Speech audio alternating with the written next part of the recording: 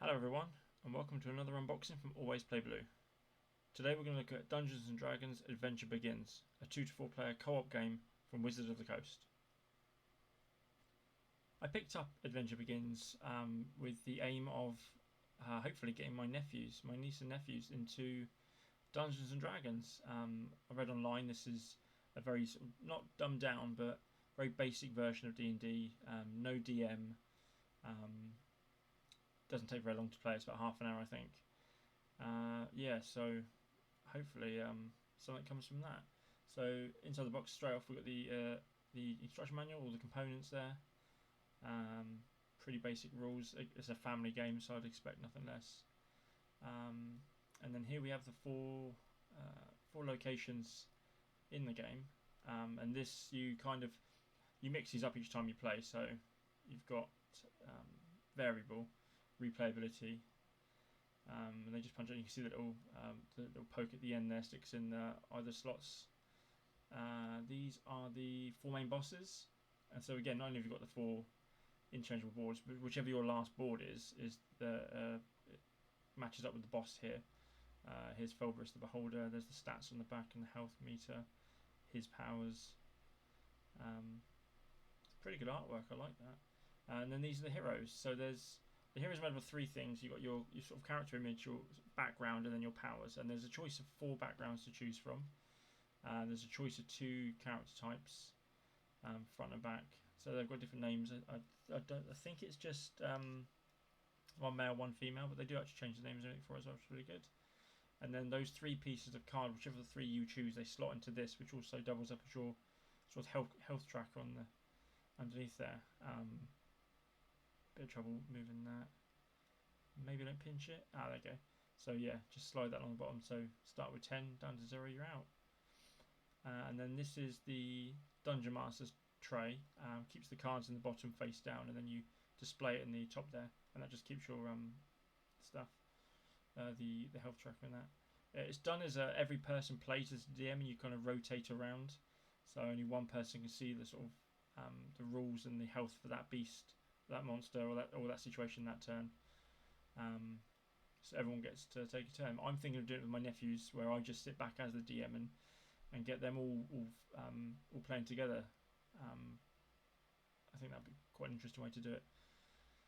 And here are all the dice. So each player, obviously, there's four different colours, so four different coloured dice for the heroes. This is the DM's dice, the D10, and then D20s for all the players, one each. Obviously, the blue one. Have to make a point. And then these are the hero standees. So we've got from the bottom, we've got the dwarf fighter, the elf bard, the human sorcerer, and then at the top the dragonborn rogue. Pretty good miniatures, and then the rest of this is made up of cards. So each of those four locations comes with its own set of cards unique to it, and it's a mix of creatures to fight and situations. So everything orange is a creature, and it comes with its own health bar on the right hand side, and then its own powers it will use against you, which is what the DM will roll for. So after you attack the monster and you choose your spell or your weapon to use, and you roll for that attack, the monster then gets to attack you back, and that's all on the back of that card. And it's very basic. Again, it's 2 or 3 attacks each time, a sort of a light attack, a heavy attack, and then a special maybe. But each so when you start a new one of those 4 regions, when you start the region, the DM, the person who's the first DM, puts those cards face down on the bottom of that DM tray, so that matches up with that area, and then you take the cards from that pile, and then once you move on to the next zone, those cards come out back in the box, and you get the next matching set. So the iconography in the bottom right corner of the circle, it matches the board that you're playing on at the time, and it matches the boss when you get to the end of the boss as well. And then so there's the 4 location sets, and then this pack of cards is the remainder of the cards. So it's things like well, these are your backpacks, so each person picks a backpack at the beginning, and it doesn't really affect you too much. This is kind of for the roleplay side of the thing.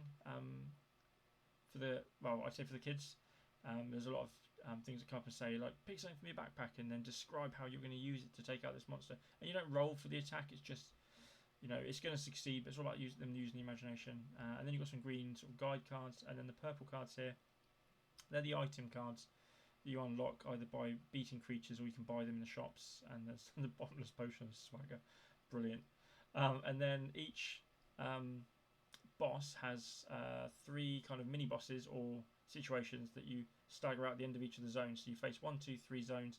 The 4th zone is the boss at the end. So hopefully I'm going to have some fun with the nephews and get them hooked on D&D. And I rolled an 11. Nice. As always, if you enjoyed this video, please like and subscribe. And if you'd like more content, head over to Instagram @alwaysplayblue or check out the website alwaysplayblue.com. Thank you.